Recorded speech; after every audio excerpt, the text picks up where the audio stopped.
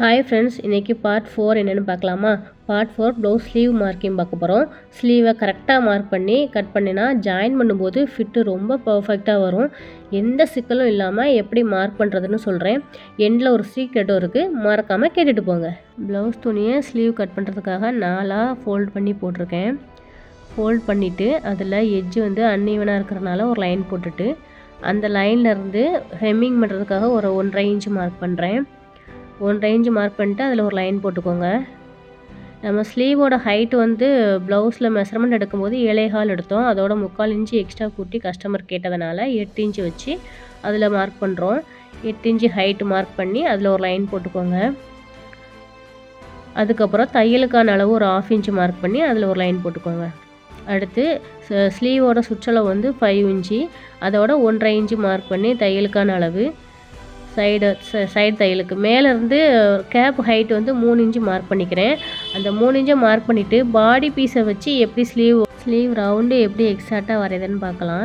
அந்த தையலுக்கு விட்டுருக்கோம்ல, ஷோல்டர்லையும் சைட்லேயும் அந்த தையலுக்கான அளவை மடித்து வச்சுட்டு அப்படியே கரெக்டாக அந்த வளைவில் இந்த ஹைட் எதுக்கு போட்டிருக்கேன் அப்படின்னா, நீங்கள் மேலேயும் வச்சிடக்கூடாது, கீழே இழுத்து வச்சிடக்கூடாது அப்படிங்கிறதுக்காக தான் ஃபஸ்ட்டு அந்த கேப் ஹைட்டை மார்க் பண்ணிவிட்டு அதில் கரெக்டாக வைக்கிறேன். அதுக்கு நேராக கரெக்டாக வைக்கிறது அந்த எண்டு எங்கே முடியுதோ, அர்க்காத்து எங்கே முடியுதோ அதில் ஒரு மார்க் பண்ணியிருக்கேன். கரெக்டாக வச்சுக்கோங்க. நான் எப்படி வைக்கிறேன்னு பார்த்துட்டு வைங்க அதே மாதிரி. அப்புறம் அந்த ப்ளவுஸ் எடுத்து கை சுற்றளவையும் ஆம்கோல் சுற்றளவும் மார்க் பண்ணியிருக்கோம்ல, அதை இதையும் ஜாயின் பண்ணுங்கள். அப்புறம் 1.5 இன்ச்சு மார்க் பண்ணி அதையும் ஜாயின் பண்ணிக்கோங்க. மேலே ஷோல்டர்லேருந்து 1 இன்ச்சு மார்க் பண்ணிவிட்டு ஆம்கோல் சைடில் வச்சு அந்த 1 இன்ச்சு மார்க் பண்ணியிருக்கோம்ல அதையும் இந்த ஆம்கோலோட சுற்றளவு மார்க் பண்ணியிருக்கோம்ல அந்த எட்ஜையும் மார்க் பண்ணியிருக்கிறதுல வளைவு வரைஞ்சிக்கோங்க. ஆம்கோல் கீழே வச்சு போடுங்க, நீட்டாக வரும்.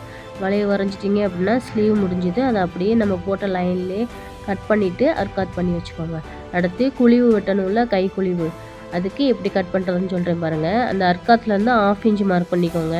அப்புறம் அந்த சென்டரில் அந்த மேடு மாதிரி இருக்குல்ல, அதில் ஒரு 3/4 இன்ச்சு மார்க் பண்ணிக்கோங்க. அடுத்து சைடு அர்க்காத்துலேருந்து 1 இன்ச்சு மார்க் பண்ணிக்கோங்க. இந்த 3 லைனையும் ஜாயின் பண்ணிங்க அப்படின்னா கை குழிவு ரெடி ஆயிரும். எப்படி ஜாயின் பண்ணுறேன்னு பாருங்கள். அந்த வளைவை கரெக்டாக போட்டு அந்த 3 கோடையும் ஜாயின் பண்ணிட்டீங்க அப்படின்னா வளைவு கரெக்டாக வந்துடும். அதை கட் பண்ணி எடுத்துருங்க. அதை ஃப்ரெண்டுன்னு மார்க் பண்ணிக்கோங்க அந்த சைடு. அப்போ தான் மாற்றாமல் நீங்கள் ஸ்டிச் பண்ணதுக்கு ஈஸியாக இருக்கும். இப்போது கையும் பாடியும் கரெக்டாக ஃபிட் ஆகுதா அப்படின்னு செக் பண்ணுறேன். பாருங்கள், அர்க்காத்தும் ஒன்றா ஆயிடுச்சு. அவ்வளோதான், பார்ட் 4 முடிஞ்சுது. ஒரு சீக்ரெட் சொல்கிறேன்னு சொன்னேன்ல, தவறு பண்ணினா கற்றுக்குவோம், பட் ஸ்டாப் பண்ணினா லாஸாக தான் ஆகும். புரிஞ்சுக்கோங்க. இந்த வீடியோ உங்களுக்கு யூஸ்ஃபுல்லாக இருந்தால் ஒரு லைக் பண்ணிட்டு சப்ஸ்கிரைப் பண்ணிக்கோங்க. தேங்க்யூ.